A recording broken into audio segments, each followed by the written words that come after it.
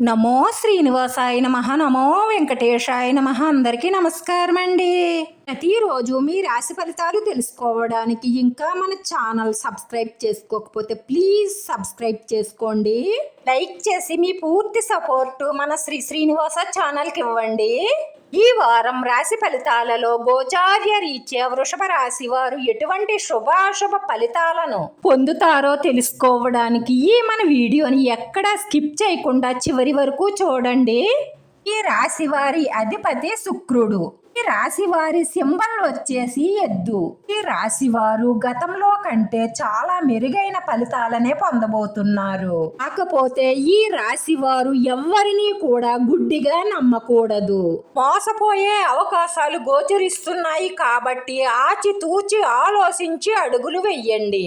సంతాన పురోగతి, కుటుంబ పురోగతి మెరుగవుతుంది. తెలివిగా ఆలోచించి కష్టపడి పని చెయ్యడం వల్ల ప్రతి దానిలోనూ విజయం సాధిస్తారు. కాకపోతే కుటుంబంలో యజమాని ఆరోగ్యం పట్ల శ్రద్ధ వహించాలి. ఏ విషయంలోనూ కూడా అశ్రద్ధ పనికిరాదు. ఈ సంతానం జీవితంలో స్థిరపడడం వల్ల మానసిక సంతోషం కలుగుతుంది. సంతాన వృద్ధి కలుగుతుంది. వారి కోసం మీరు మరింతగా కష్టపడి పనిచేస్తారు. కొన్ని సామాజిక కార్యక్రమాలు విజయవంతంగా పూర్తి చేస్తారు.